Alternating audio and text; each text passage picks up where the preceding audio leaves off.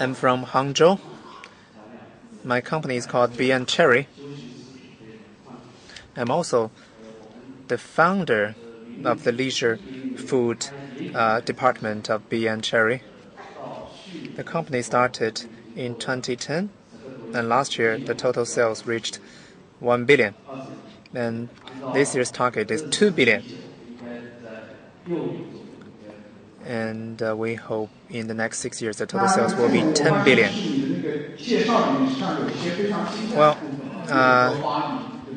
I think your bio is very impressive, and your net name is called 至尊宝. This is my nickname. Well, that represents equality, because in the internet era, everybody is equal. Everybody should innovate. Wrong. Mr. Cai called himself 至尊宝.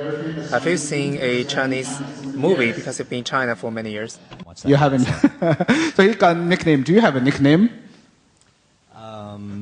老外就可以了。老外就可以了. Okay. So do you want to give our audience some brief introduction of yourself? Sure. 那应该掌中我是。大家早上好。Good morning, everybody. I'm from the United States, Seattle, northwest of the United States. My company is also in the internet industry. We have our stores in JD and Tmall. We help American companies to build their platforms, promoting their products on Tmall and JD.com. Thank you very much. Now let's begin. The topic for this panel discussion is the future of traditional retail industry in the mobile internet era. And we have found that everybody is talking about mobile internet. Consumers will be more mobile. Consumers spend more on the mobile platform. Not only FMCG products, but also food and beverages. Previously, the purchase was very emotional, but today it has become a norm for consumers. So what changes will mobile internet bring to FMCG industry or to the retail industry? So the first question I want to ask you is, what impact will e-commerce have on food and beverage industry? Well, I think there are two impacts. First, price. Brick-and-mortar stores usually want to have the same price as online stores. Otherwise, consumers don't have to choose between the two. If the price online is too expensive, then consumers will still go to brick-and-mortar stores. Second, category. When online, there are much more SKUs, more categories online. In that way, consumers will have more choices. I'm sorry, I missed another point. There's a third point. Apart from Tier 1 cities, Beijing, Shanghai, Guangzhou, or Tier 2 cities, e-commerce will bring more choices to consumers. Yeah, right. Lower tier cities do not have access to many categories of products. With internet, with mobile internet, consumers will have easier access to these products, enjoying themselves more. So what about you, Mr. Cai? What do you think? I think there are four impacts. First, traditionally, companies or retail industries always have their physical network, their distribution channels. With internet, you can provide one-stop service to consumers. That will drive consolidation of suppliers. Second, there will also be consolidation of retail platforms. I mean, online retail platforms will also be consolidated. Internet will increase efficiency because we'll cut out intermediaries. Their sales cycle will be shortened so that people will have fast access to healthy and tasty food and beverage products, and they would get these prices at these products at a reasonable price. What's more, in the future, niche markets such as local delicacies will be growing really fast. And what's more, we're going to see a lot of opportunities in the sector. Now, what you said is really very interesting because we're going to see further consolidation of platforms, and we're going to see the development of some niche producers, and the internet is going to increase efficiency, and it is going to make it easier to purchase imported products, and there are more opportunities for differentiation and for more choices. Mr. Tai, you said that smaller companies might find it difficult to survive, but what about companies that mainly sell their products on Taobao? Conventionally, these companies might find it difficult to survive, but they're doing very well on the internet. Well, in fact, the internet has solved an important challenge, that is providing a very wide variety of products to consumers. The Taobao's strength, or the significance of Taobao's existence, is providing opportunities to businesses in all kinds of sectors and categories. And this will mean that your company has to be really innovative in your products if you want to be successful on Taobao.com. So in order to be successful, small companies need to differentiate the products in order to survive and thrive. Thank you very much for answering my first question. My second question is, in China, for manufacturers and retailers that are in the real economy, a topic that we can't avoid is supply chain. China is big. If we have factories in Beijing and Shanghai, we want to move the products to a small town in the middle of China. There are a lot of channels involved. There are a lot of processes involved, and if we do not have a good supply chain, it is very difficult to reach consumers at lower tier cities. So for snack producers, how can we deal with the problem of logistics or supply chain?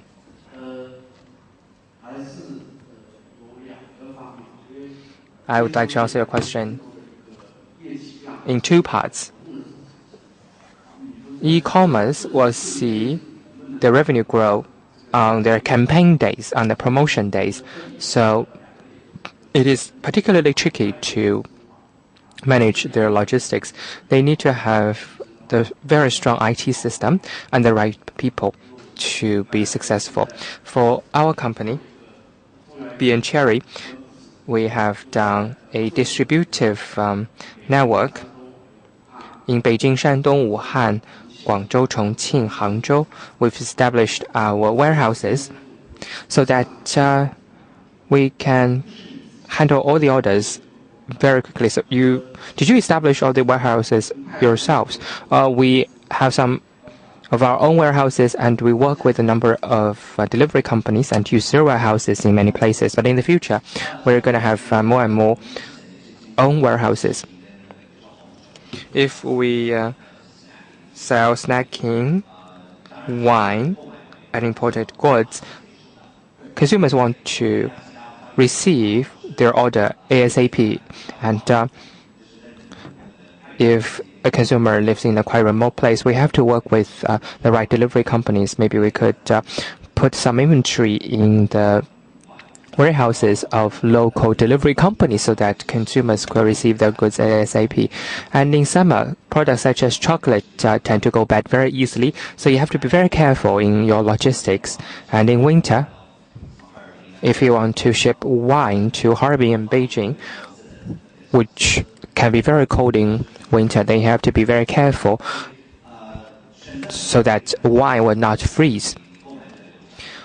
You can offer consumers a lot of choices, but it's very important to deliver the goods safe and sound to the consumers. So you need to find the right logistic partner to work with. Exactly. For the internet businesses, logistics is of utmost importance. That is why Jack Ma and this Tmall have established their own logistic company called the Rookie Logistics. They understand the importance of logistics and its impact on the internet businesses. Now, companies such as Alibaba and Jingdong, JD.com have invested heavily on their logistics. They are expanding their network of warehouses so that consumers will get their orders delivered within 24 hours. Chinese consumers are pampered. Consumers in the US and UK are okay with a delivery period of 1 week, but Chinese consumers are not patient. If they place an order in the morning, they expect to receive it in the afternoon. Well, it is. Chinese consumers are very different from US consumers in terms of expectation. If you order on Amazon, you can get your products in 3, 5, or 7 days. But in the US, we understand that we only have 3 choices: FedEx, USPS, and that is a completely different scenario from China, because China has a large number of delivery companies. In China, if you want to be successful, you do have to have a very strong logistic performance. Now, in the past few years, we're seeing the emergence of so-called fancy economy. In the internet era, companies such as Xiaomi are doing very well. Another example would be Three Squirrels. They're very successful because they have tapped into the potential of their fan base. They have a large fan base. They're very loyal to the brands. And they would become repeat customers of the brand. So my question is, compared with conventional marketing models, which would mean large-scale TV advertisement campaigns, retail e-commerce sites few or seldom do ads on or put ads on CCTV or other TV stations. So how can we tap into the potential of the fan economy or fan marketing so that we could improve customer experience?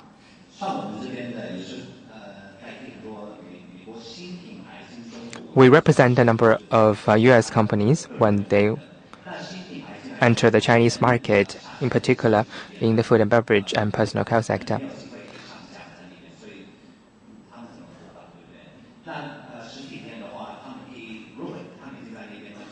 If these companies already have presence in physical stores, they need to have an online platform, and on physical stores, they need to do trial tasting sessions to attract new customers.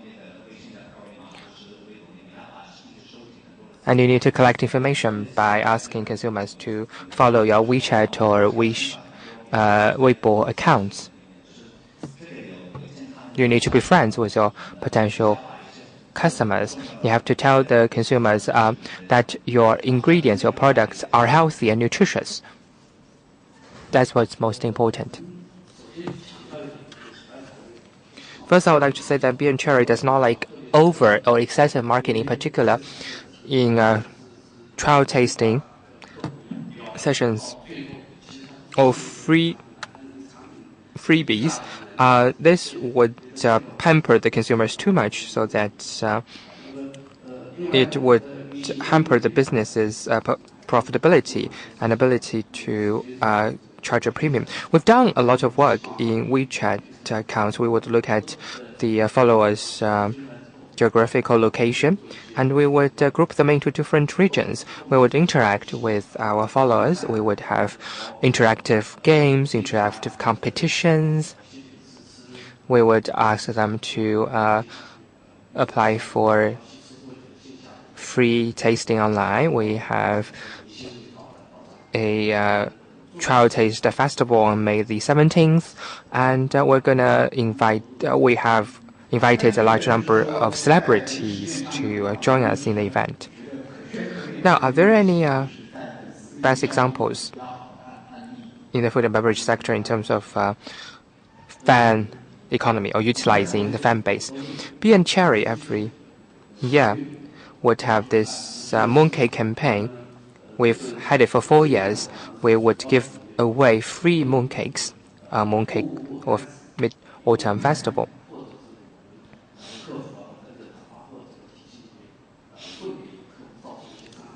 But sometimes clients or customers' interests are harmed, and they tend not to be return or repeat customers.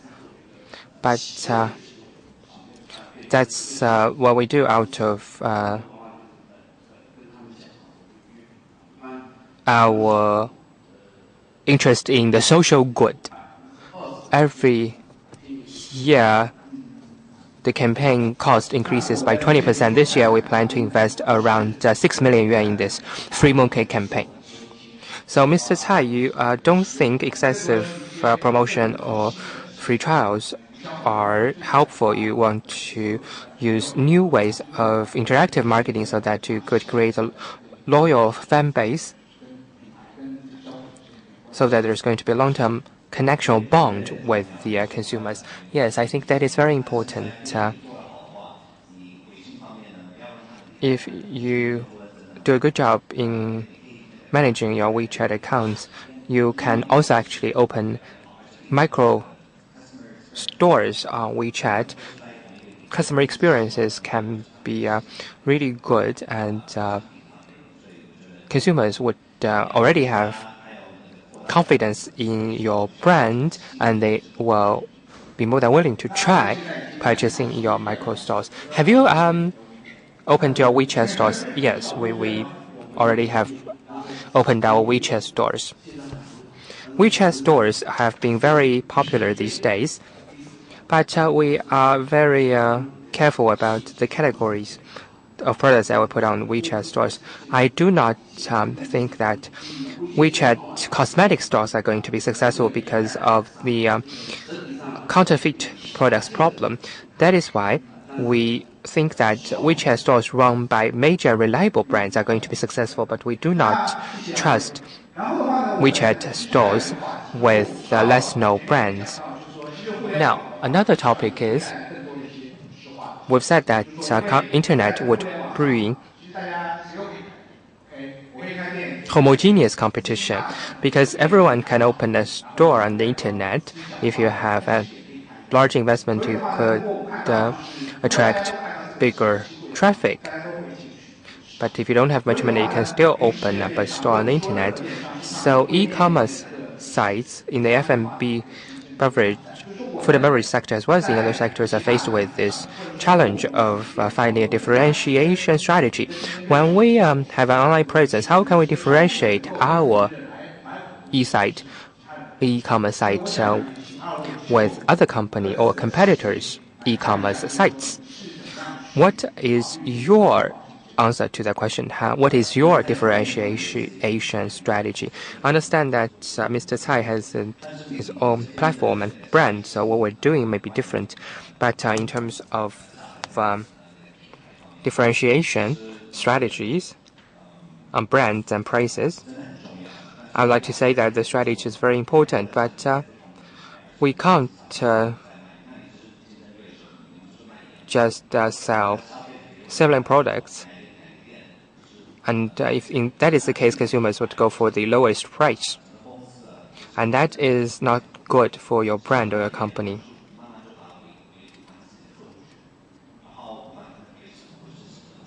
The right way is to cultivate or build a loyal customer base and build your own brand. Yes. You want to build your retail site into a well-known brand. I would like to make a few additional things. Now, you can't just have a random presence on the internet. You have to have a internet distributor that's in charge of everything. We are promoting strategic items on the internet with a number of key partners. Otherwise, the pricing scheme on the internet is going to be messed up, and nobody can make any money of the internet business. That is very important for major brands. And secondly, for B&Cherry, we have done two things. First,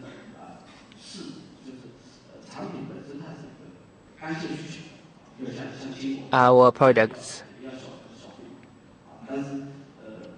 are always needed by consumers. For example, nuts are always welcomed by consumers. But in terms of quality, in terms of taste, we can make sure that we offer the best.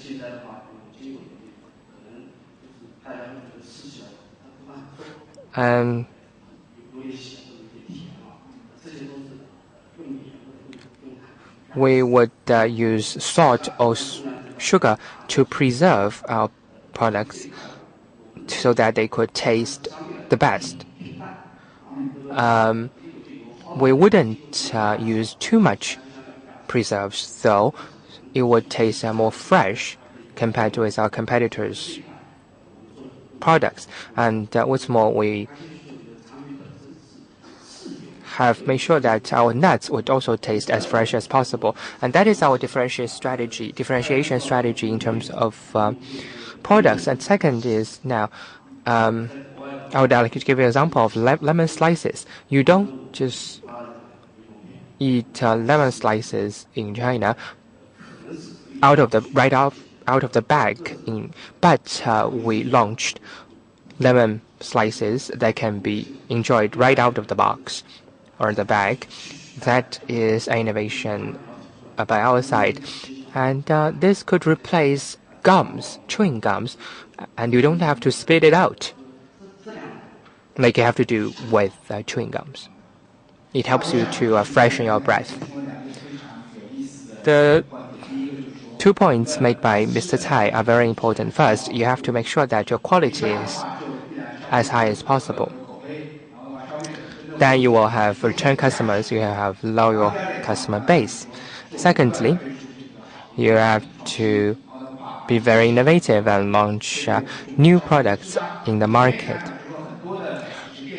Many e-commerce sites, when they're doing product innovation, are really fast, and they can invest heavily in product innovation. And I believe that that is a good tool to achieve differentiation. Now, I have finished all the questions on my list. Since we have some time left, I would like to open up the floor to the audience. If you have any questions, please raise them.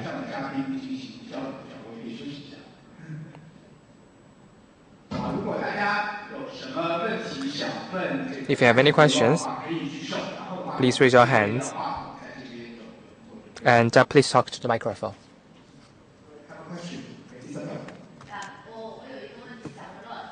My question is for Ron. Earlier today you said you couldn't speak Chinese, but it turns out that Chinese is really good.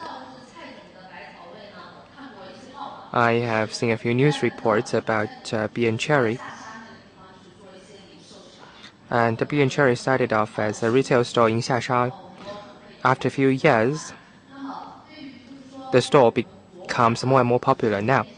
For companies like your company, run by foreign business people, I've seen your website and your products. They look impressive. I'm sure they have very high quality. Now, here's the question. If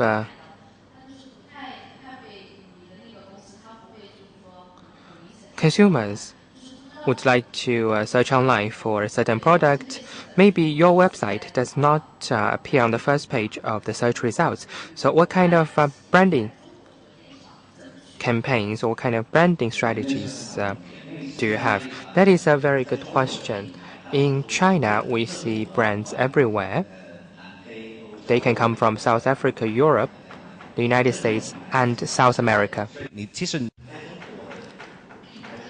So in China, that people have a wide selection of brands. and they have more choices than the Americans. And a lot of new brands start to emerge over the past 10 years. And so that is why you have to be strong in branding in the China market. So your brand has to prove that your product is good enough. Now you enter China market. If you claim that you have a strong brand, but your product is not good enough, so if they first try your product and they lose face, they won't come back. So this is why branding is very important. And so what have you done in terms of branding? I think that there are different approaches. It depends on which channel you are using. If we are talking about e-commerce, I think branding is only a tool. And that we can use both the traditional channels and also the emerging channels like Tencent and also the Tmall to promote your brand. And also you need to combine the offline with the offline. For example, offline you need to do some roadshow. That you need to do both the online and the offline promotion to uplift your brand. For example, that both online and offline, you need to interact with your fans. So you have tried these approaches to promote the brand, right? Yes. I've done some research on your company. Your colleague, he's not here today.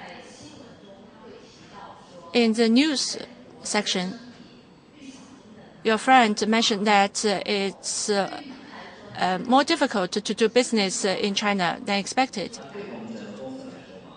So what problems have your company encountered in China? I think that the biggest problem is that there are many competitors in China. That is how you can make sure that your brand can be recognized by the market. So we come back to the issue of branding. So policy, that's not the biggest problem. I think that the policy environment in China is already transparent enough for us. Thank you.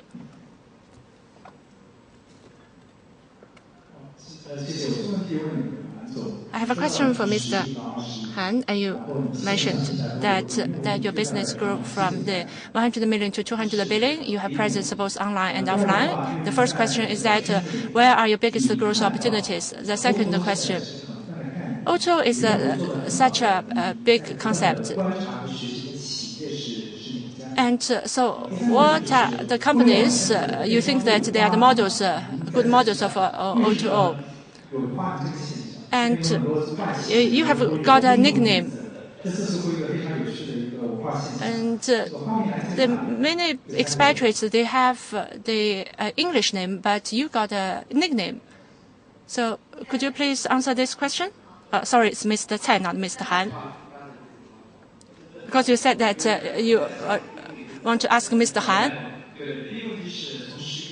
So the first question is that your business grew from 100 million to 200 million. So where are your growth opportunities? I think that the consumer profile has changed a lot in terms of their age. And so age-related consumption behavior has changed a lot. For example, they spend more time online. So internet has attracted a great traffic. And physical stores have become a minor channel to distribute our products. So I think that internet has created great opportunity. This opportunity is not created by us. The second question is that you have presence both online and offline. So what are the model companies you think they are good at both online and offline, aside from your own company? I haven't found good examples or the model companies best at both. I think O2O serves to surround the consumers with all-around experience. So this is my understanding. So far I haven't found a good benchmark. A minor question. Why you have got yourself a nickname?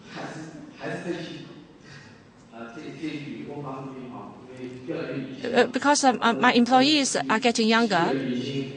They all have got nicknames, and nicknames to be used online. And so I have got myself one to be used online.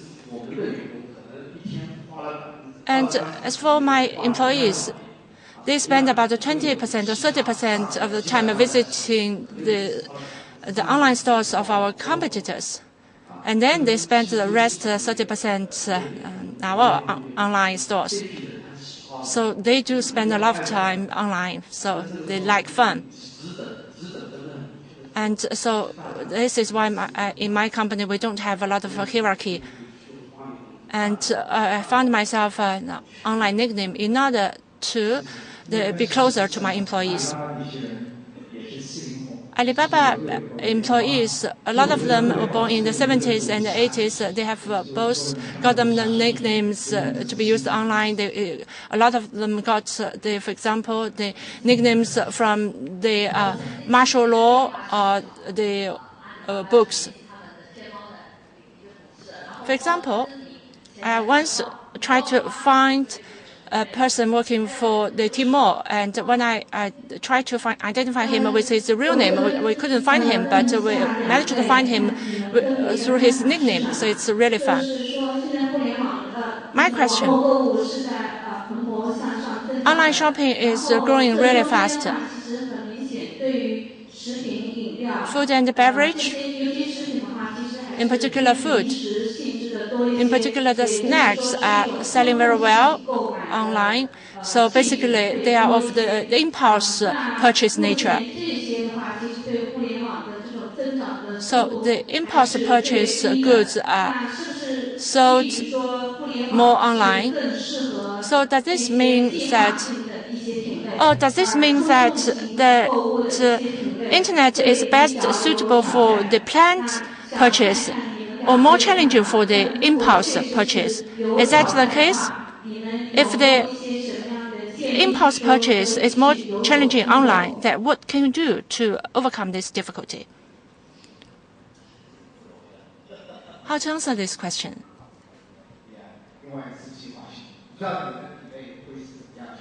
So how about your categories? Are they more of a planned purchase or the impulse purchase? Snacks.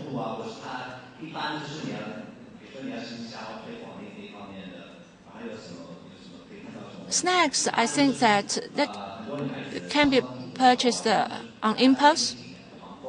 And also, for example, the group purchase is more popular for the purchase of snacks online. And also they are more sensitive to price than to the brand. And for example, when they get the group purchase opportunity online, they will then look at the brands they like. I still want to go back to the consumer purchase behavior. In 2001, we started to expand the market. And our brand was very young. It's like a baby. So when we tried to sell our products online, a lot of people had concern about whether the food purchased online was they safe. But now they have got more trust in us. They found that it's healthy, it's tasty, it's and more competitive. So for those food purchased online.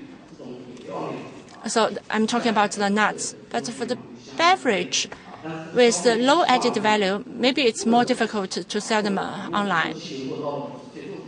For the people born in the 70s, and when they come to the age of the 50s and the 60s, I think that the more categories online will be acceptable to younger people.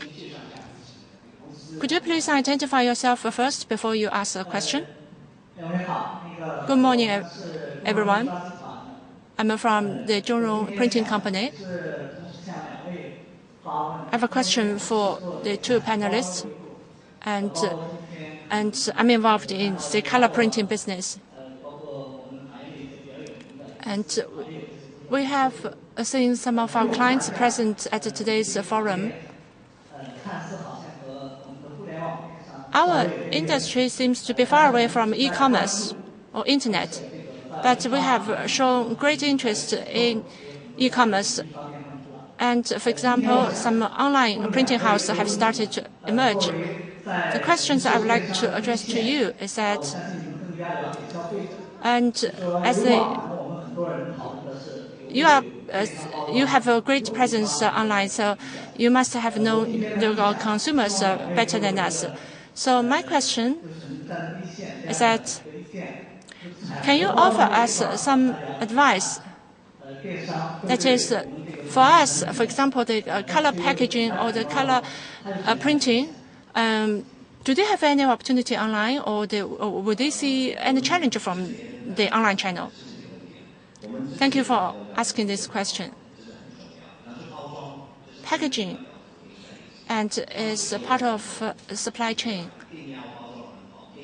So for the goods to be sold online, the packaging has to be appealing.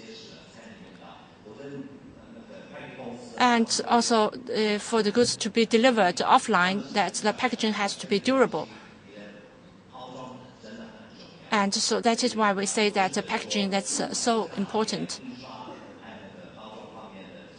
Packaging and the printing, I think that they have great opportunities to grow along with the online sales. And I think you need some creative ideas to make your packaging more durable and appealing.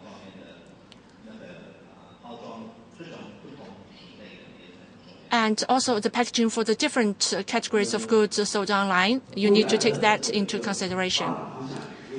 To talk about the future, I think personalization is a trend. So it's not a market for the mass goods. And for example, even for the Coke bottles or even the bottled waters, they start to be personalized. So for your packaging and also the printing, you have to think that whether you are able to respond fast to the small